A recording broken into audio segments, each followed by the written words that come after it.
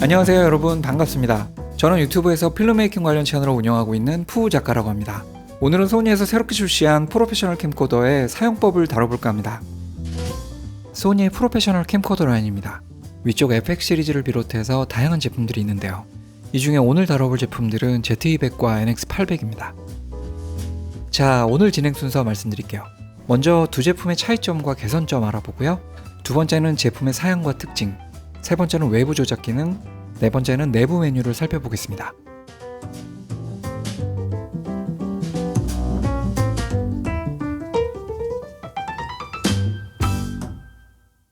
Z200은 Z190의 후속이고 NX800은 NX5R의 후속인데요. 기본 사양을 포함한 두 제품의 디자인이 거의 같습니다. 두 제품의 가장 큰 차이는 입출력단입니다. Z200에는 SDI 출력과 타임코드 입출력이 있고요. NX800에는 HDMI 출력만 있습니다. 또 지원하는 레코딩 포맷도 거의 같지만 딱 한 가지, MXF 포맷은 Z200만 지원합니다. 그 외 사양은 두 제품이 같다고 보시면 됩니다. 여러 대의 카메라를 사용해서 방송 콘텐츠를 만드시는 분들께는 Z200을 추천드리고요. 교회나 강의실에서 단독으로 사용하실 분들께는 NX800으로도 충분합니다. 이후로는 Z200을 가지고 진행해 보겠습니다.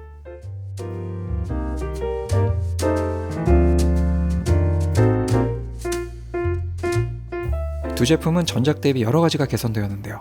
먼저 유저들의 피드백을 반영해서 LCD와 뷰파인더 위치가 변경되었습니다.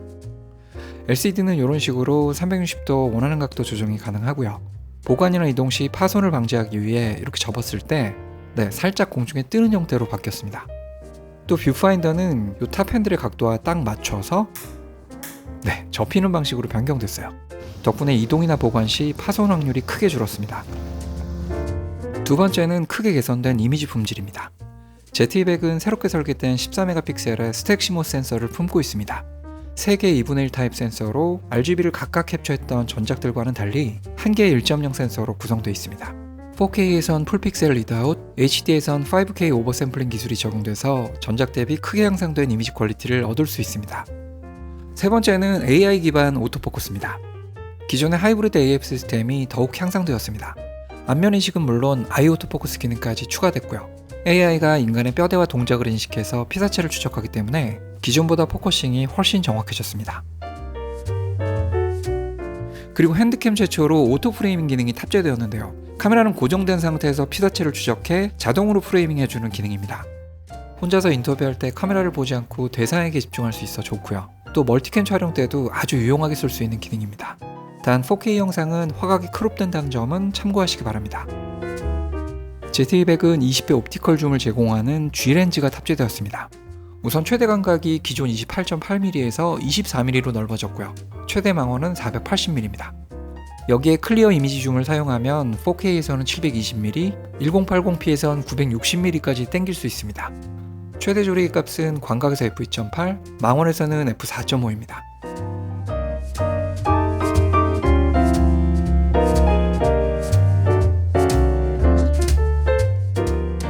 슬로우 모션은 4K에서 120프레임, FHD에선 240프레임까지 가능합니다. 물론 고속 촬영 중에도 AF 잘 작동하고요. 다만 4K 120p에선 23% 크롭이 된다는 점은 참고하시기 바랍니다. 저희들 일반 촬영 중에 이거는 슬로우 모션이 좋겠는데? 할 때가 종종 있죠. 이럴 때는 옆에 있는 SNQ 버튼 누르시고 바로 레코딩 하시면 됩니다. Z200은 핸디캠답게 내장 손떨림 보정 기능을 가지고 있습니다. 모드는 노멀과 액티브로 나뉘는데요. 노멀은 광학식 보정이 적용되고 액티브일 경우엔 광학식과 전자식이 함께 작동합니다.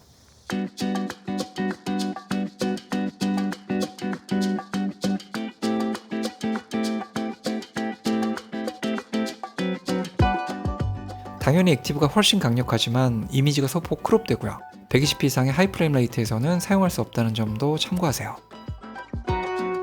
전자식 가변 핸디 필터는 소니캠의 트레이드마크죠. 셔터 앵글이 고정된 상태에서 다양한 광량에 맞춰 적절한 노출을 찾아줍니다. ND 4분의 1에서 최대 128분의 1까지 다이얼을 이용해 조절할 수 있고요. 오토 핸디 기능도 지원되기 때문에 급박한 상황에서도 안정적인 노출을 잡을 수 있습니다.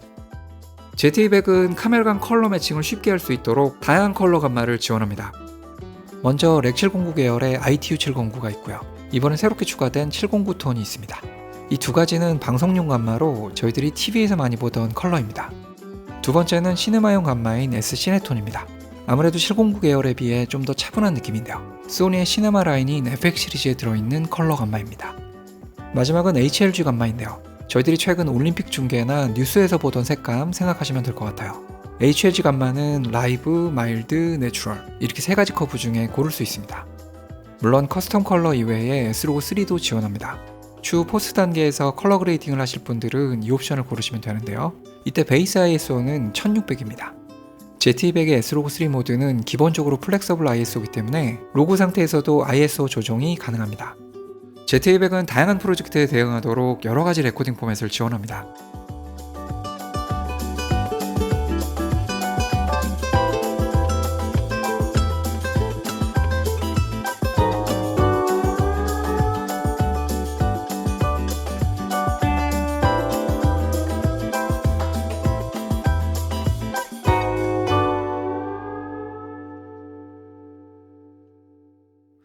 자, 우측 패널부터 보겠습니다.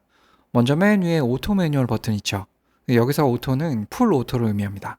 요걸 이렇게 오토로 바꿔주시면 조리개 셔터 개인까지 노출에 관련된 모든 옵션을 카메라가 컨트롤합니다. 총각을 다투는 상황에서 카메라 켜고 바로 촬영해야 할 때는 아주 유용한 기능입니다. 그 아래 1, 2, 3 어사인 버튼 보이는데요. Z200은 총 11개의 어사인 버튼을 가지고 있습니다. 우측 패널에 3개, 핸드 그립에 2개, 좌측 패널에 3개, 탑 핸들에도 2개 있고요. 마지막 하나는 LCD 모듈에 달려 있습니다.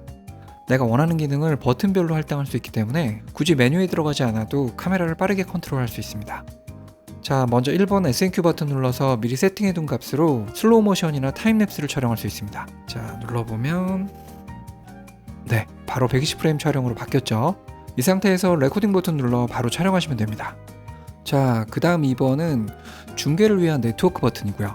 여기서 유선이나 무선으로 카메라를 메인 중계 시스템과 연결할 수 있습니다. 3번은 나이트샷 적외선 조명 촬영입니다. Z200은 야간에 빛이 아예 없을 때도 적외선 조명을 통해 촬영이 가능하고요. 이 조명은 외부에서 보이지 않기 때문에 20배 줌기능까지 활용하면 야간 동물 촬영 등에 매우 효과적입니다. 4번은 초점 확대 기능입니다. 한 번 누르면 3배, 한 번 더 누르면 6배까지 초점 구간을 확대해서 볼 수 있습니다. 5번은 다이렉트 메뉴 버튼이고요. 이렇게 눌러서 원하는 옵션 선택해서 네, 바로 조절할 수 있습니다. 아래쪽 6, 7, 8번은 순서대로 ISO 게인, 화이트 밸런스, 셔터 버튼이고요. 세 버튼 모두 이렇게 길게 누르면 네, 자동으로 바꿀 수 있습니다. 탑 핸들의 9번은 4번과 동일한 초점 확대, 10번은 앞서 보여드린 오토 프레이밍 기능을 바로 세팅하는 버튼입니다. 옆쪽 오디오 셋 버튼 누르면 상태 화면 메뉴에 오디오 패널이 뜨는데요. 여기서 4채널의 오디오를 컨트롤할 수 있습니다. 자세한 사항은 뒤쪽 내부 메뉴에서 다뤄볼게요. 아래 디스플레이 버튼은 이런 식으로 화면의 정보를 끄거나 켤 수 있는 기능이고요. 옆쪽에 오디오 패널이 있습니다. Z200의 오디오 입력은 2개의 XLR과 1개의 3.5mm 스테레오 인풋이 있는데요. XLR 입력은 라인, 마이크, 팬텀 파워 마이크 이렇게 3개의 옵션이 있습니다. 그리고 여기 있는 2개의 노브로 XLR 채널의 인풋 레벨을 조절할 수 있고요. 이걸 자동으로 조절하려면 옆에 있는 스위치를 네, 이렇게 오토로 두시면 됩니다. 탑 핸들 옆쪽에 헤드폰 단자 있고요. 여기 아래쪽 버튼으로 볼륨 조절할 수 있습니다. 뒤쪽에 CF 카드 슬롯과 셀렉 버튼이 있는데요. CF 익스프레스 A 카드와 SD 카드 모두 지원되고요. 이 옆쪽에 있는 셀렉 버튼 눌러서 슬롯 변경할 수 있습니다. 자, 이제 좌측 패널 보겠습니다. 맨 위에 조리개 자동 버튼 요거 길게 누르면 네, 조리개가 오토로 변경되고요. 다시 길게 누르면 매뉴얼로 들어옵니다. 이 상태에서 이 아래쪽 휠 돌려주시면 네, 수동으로 조절할 수 있습니다. 옆쪽은 가변 ND 옵션입니다. 요건 눌러주면 네, 이렇게 ND 필터가 작동하고요. 지금 너무 어두우니까 잠깐 개인 오토로 변경해 보겠습니다. 내가 정해놓은 ND 값으로 쓰겠다 하실 때는 이 스위치 이렇게 프리셋으로 두시고 위아래로 눌러서 네, 이렇게 프리셋 3개 중에 고르실 수 있습니다. 프리셋 말고 좀 더 디테일한 조정이 필요하다 하실 때는 스위치를 다시 오른쪽으로 두시고 이 아래쪽 휠로 세세하게 조정하시면 되는데요. 4분의 1부터 128분의 1까지 상당히 넓은 범위의 노출을 커버할 수 있습니다. 물론 위쪽에 있는 오토 버튼 길게 눌러서 자동 조절도 가능합니다. 맨 아래쪽은 화벨과 개인 프리셋 항목인데요. 먼저 정해놓은 개인 값을 이렇게 스위치로 빠르게 불러올 수 있고요. 그 옆 화벨도 미리 정해놓은 AP 값을 바로 불러올 수 있습니다. 그리고 옆에 있는 화벨스 버튼 요거 길게 눌러주면 카메라가 자동으로 화벨을 찾아줍니다. 소니 캠코더의 장점은 바로 이 프리셋입니다. 노출 옵션들을 미리 설정해뒀다가 버튼 안으로 불러올 수 있기 때문에 상황에 따라 굉장히 빠른 대처가 가능합니다. 자, 렌즈 쪽은 심플합니다. 먼저 이 버튼 내려보면 렌즈 보호용 가림막 내려오고요. 앞쪽은 포커스링, 뒤쪽은 줌링입니다. 꽤 부드럽고 반응도 즉각적이라 컨트롤이 굉장히 쉽습니다. 이 가운데 초점 고정 버튼 있고요. 그 아래쪽에 AF, MF 변환 스위치 있습니다. 자, 그 다음은 탑 핸들입니다. 먼저 보시면 재생 메뉴가 있죠. 썸네일 눌러보시면 촬영된 클립들이 쭉 보입니다. 원하는 클립 선택해서 플레이 해주시면 바로 보실 수 있어요. 보다가 서칭 버튼 누르면 4배, 15배, 24배속으로 빠른 서칭도 가능하고요. 아래쪽 버튼 눌러 다음 클립으로 이동할 수 있습니다. 위쪽 MISU에 디지털 출력 지원하는 소니 마이크들과 연결할 수 있고요. 작은 줌 레버와 레코딩 버튼, 90번 어사인 버튼과 멀티 셀렉터 있습니다. LCD를 터치하면 터치한 곳에 포커싱 되고요. 움직일 경우 당연히 트래킹도 가능합니다. 또 옆쪽에 피킹과 제브라 버튼 있죠. 이렇게 눌러서 바로 체크할 수 있습니다. 탑 핸들 뒤쪽에 뷰파인더 있고요. 이렇게 들어 올려서 이렇게 원하시는 각도 잡으시면 됩니다. 안경 끼신 분이나 저처럼 노안이 오신 분들은 옆쪽 시도 레버 요거 돌려서 맞춰주시면 됩니다. 자, 핸드 그립도 심플한데요. 큼지막한 줌 레버와 4, 5번 어사인 버튼, 여기도 레코딩 버튼과 멀티 셀렉터가 있습니다. 자, 마지막은 입출력단입니다. 맨 위에 HDMI 출력과 USB 3.2 지원되는 C 단자 있고요. 그 아래 SDI 출력과 타임코드 입출력단이 있습니다. 앞서 말씀드린 대로 SDI와 TC는 Z200에만 해당되고요. NX800에는 없다는 점 참고하시기 바랍니다. 옆쪽에는 2.5mm 리모트 연결 단자 있고 맨 아래는 유선 연결을 위한 랜 포트입니다. 마지막으로 전원 포트는 반대쪽에 있는데요. 여기 메모리 슬롯 아래쪽에 전원 입력 단자 있습니다.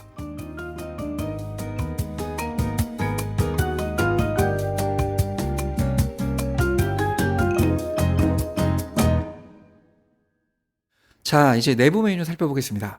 소니캠의 메뉴는 상태 화면 메뉴와 전체 화면 메뉴가 있는데요. 쉽게 말해 퀵 메뉴와 메인 메뉴로 보시면 됩니다.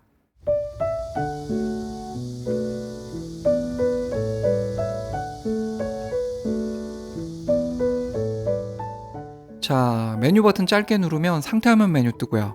길게 누르면 전체 화면 메뉴로 들어갑니다. 먼저 상태 화면 메뉴부터 볼게요. 자, 첫 번째 카메라 페이지입니다. 여기서 앞서 살펴본 프리셋의 값을 정할 수 있는데요. 먼저 ND 프리셋 눌러서 각 프리셋의 값을 원하는 대로 변경할 수 있습니다. 개인 값도 로우, 미들, 하이 각각 원하는 값으로 세팅할 수 있는데요. 지금 어두우니까 좀 올려서 저는 이 정도가 좋을 것 같네요. 또 제브라의 범위와 레벨도 여기서 변경할 수 있고요. 아래쪽 장면 파일을 통해서 내가 원하는 룩도 불러올 수 있습니다. 두 번째는 오디오입니다. 여기서 4채널의 오디오를 라우팅할 수 있는데요. 먼저 소스 보면 인풋 1, 2는 외부 XLR 입력이고요. 인풋 3번은 3.5mm 스테레오 입력입니다. 이 스테레오 채널은 LR 각각 나눠서 채널을 할당할 수 있습니다. 당연히 MISU를 통한 입력도 가능한데요. 자, M1 마이크 일단 장착해 볼게요. 자, 세팅됐습니다. M1같이 4채널을 지원하는 마이크의 경우 채널별로 모두 연동할 수 있어요. XLR 입력의 경우 이렇게 감도 조절할 수 있고요. 바람소리 감쇄 기능도 각 채널별로 적용할 수 있습니다.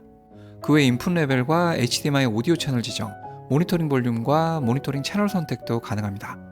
세 번째는 프로젝트입니다. 제일 먼저 주파수 스캔인데요. 여기서 원하시는 프레임 잡아서 선택해 주시면 됩니다.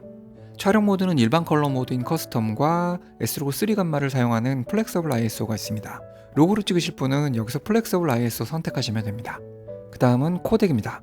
먼저 H.265 기반의 HS 코덱입니다. 이 코덱은 압축률이 크기 때문에 많은 정보를 담을 수 있지만 CPU 부담률이 크죠. 가지고 계신 컴퓨터 사양이 좋아야 원활히 돌아갑니다. 그 다음은 H.264 기반의 S 코덱입니다. HS에 비해 정보량은 적지만 압축률이 적어서 CPU 부담률이 적습니다. 위에 두 코덱 모두 크로마 샘플링 방식은 422과 420, 두 가지 옵션을 제공합니다. 마지막은 SE 인트라 코덱입니다. 이 코덱 역시 H.264 기반 압축인데요. 앞선 두 코덱은 프레임을 묶어서 압축하는 롱 GOP 방식이지만 인트라 코덱은 한 프레임씩 압축합니다. 때문에 상대적으로 컴퓨터 디코딩 부담이 적고 낮은 사양에서도 원활한 작업이 가능해요. 하지만 클립의 용량이 상당히 커집니다. 이건 편집하시는 환경에 따라서 선택하시는 게 좋습니다. 그 다음은 비디오 형식인데요. 여기서 4K와 1080p 중에 해상도를 고를 수 있습니다. 그 다음 녹화 기능에서는 SNQ 모션을 선택할 수 있고요. 이건 옆쪽에 있는 1번 버튼 누르는 게 더 빠릅니다. 앞서 보여드린 자동 프레이밍 기능도 선택할 수 있고요. 동시 녹화 기능은 말 그대로 AB 두 슬롯의 메모리에 동시에 녹화하는 기능이고요. 편집용 작은 파일을 만들어주는 프록시 녹화, 마지막으로 타이틀명 이름도 이렇게 눌러서 바꿀 수 있습니다. 다음은 모니터링입니다. 먼저 외부로 나가는 비디오 신호의 해상도를 고를 수 있습니다. 이렇게 눌러보면 이렇게 각각 원하는 해상도로 선택할 수 있고요. 옆에 정보 표시가 활성화되어 있으면 현재 보이는 UI 정보까지 외부로 함께 송출됩니다. 저는 여러분들 보시라고 HDMI 옵션을 켜놨고요. 요거를 끄면 이렇게 클린 화면이 나갑니다. 그 다음은 쭉 가서 7번으로 갑니다. 여기 7번 비디오에서 메모리 포맷 가능하고요. 그 외에 5번, 6번, 8번, 9번, 10번 메뉴는 보기 메뉴이기 때문에 빠르게 패스하겠습니다.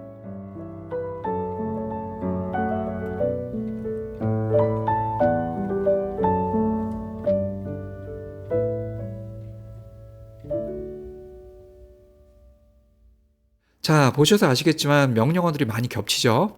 전체 메뉴에선 중첩된 거 패스하고 중요한 꼭지별로 체크해 보겠습니다.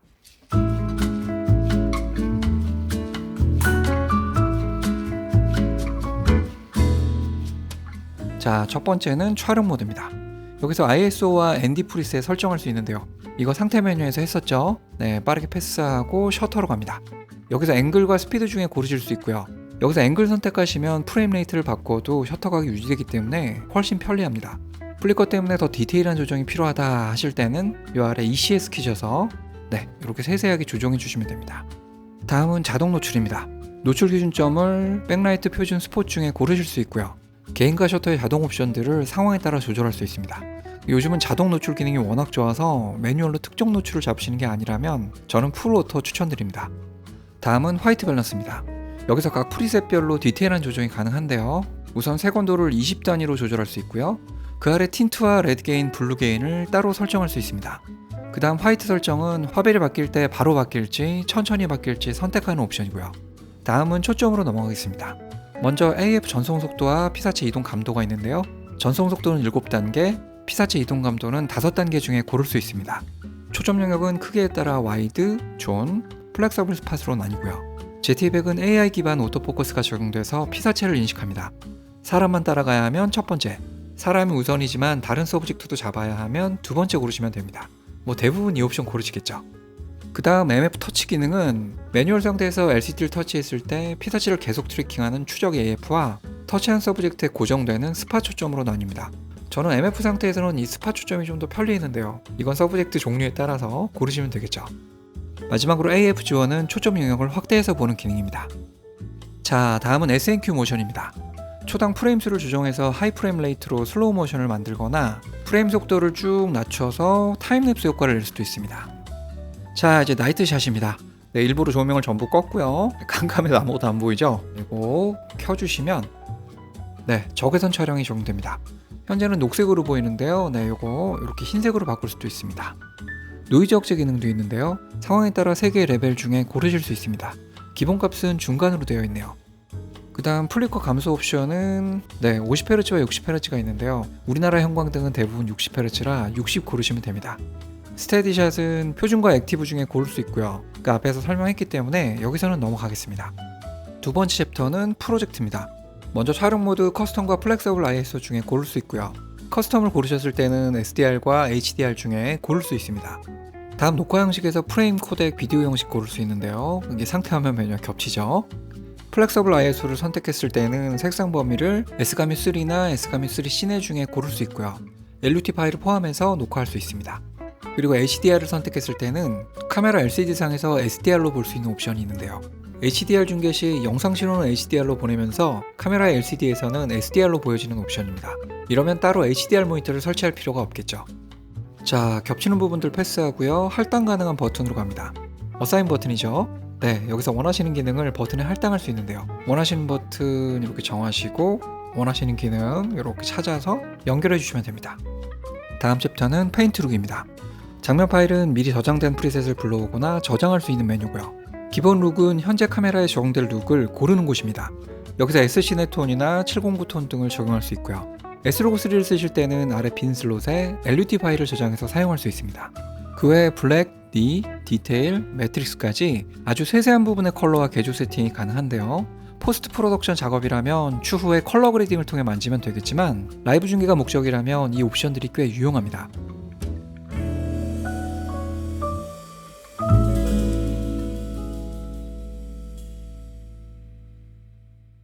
자, 다음은 타임코드 미디어 탭입니다. 타임코드 들어가 보시면 모드, 먼저 프리셋, 재생, 시간 중에 고를 수 있고요.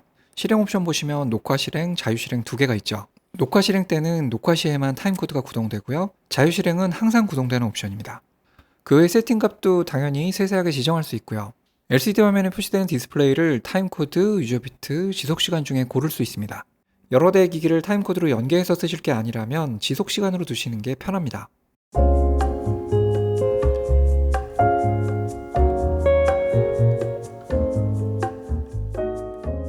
이 타임코드 신호를 HDMI를 통해 보낼 수도 있는데요. 물론 신호를 받는 쪽 기기가 HDMI 타임코드를 인식해야 사용이 가능하겠죠.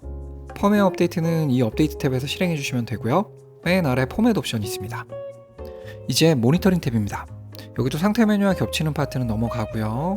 여기 표시 메뉴 보시면 LCD에 표시되는 여러가지 정보들을 켜거나 끌 수 있습니다. 이 디스플레이가 너무 정신없다 하실 때는 입맛에 따라서 원하시는 정보만 켜두시면 되겠죠. LCD와 뷰파인더의 밝기, 컬러 등도 조절할 수 있고요. 다음은 피킹 제브라 옵션으로 갑니다. 먼저 피킹 레벨을 높음, 중간, 낮음 중에 선택할 수 있고요. 네, 저는 중간 정도로 뒀고요. 색상도 블랙 앤 화이트, 레드, 옐로우, 블루 중에 고르실 수 있습니다. Z200은 두 가지 제브라 패턴을 지원하는데요. 1번은 범위, 2번은 하한으로 설정할 수 있습니다. 자, 오디오 입력 들어가서 여기도 상태 메뉴와 겹치는 부분은 패스하고요. 오토 게인 컨트롤로 들어갑니다. 앞서 오디오 패널 설명할 때 오디오의 레벨을 오토로 컨트롤할 수 있었죠. 이 값의 기준을 정할 수 있는데요. 기본 값은 -6dB로 되어 있습니다. 하지만 촬영하시는 환경이 굉장히 시끄러운 환경에서 녹화를 하실 때는 이 값을 좀 더 낮춰서 세팅하실 수 있습니다. 자, 기술 메뉴에서는 쭉 내려서 여기 줌으로 갑니다. 여기서 광학줌 전용과 선명한 이미지 줌 중에 고를 수 있고요. 핸들 줌에서는 핸드 그립의 주밍 속도를 설정할 수 있습니다. 가변은 누르는 강도에 따라 속도를 바꿔주는 옵션이고 낮음과 높음은 일률적으로 속도를 조정합니다. Z200과 NX800은 모니터 앤 컨트롤 앱과 연동해서 스마트폰이나 태블릿으로 카메라를 제어할 수 있습니다. 또 크리에이터 클라우드를 통해 레코딩된 파일을 서버로 전송할 수 있는데요. 소니 제품을 가지고 계신 분들은 25기가, 없는 분들도 5기가까지는 서버를 사용하실 수 있습니다. 자, 이렇게 오늘은 Z200과 NX800의 사용법에 대해 이야기해봤습니다. 촬영하시는 감독님들께 조금이나마 도움이 됐기를 바라면서 오늘 영상 마무리하겠습니다. 지금까지 푸우작가였고요. 전 다음 영상으로 인사드리겠습니다. 푸우작가 물러갑니다. 푸바.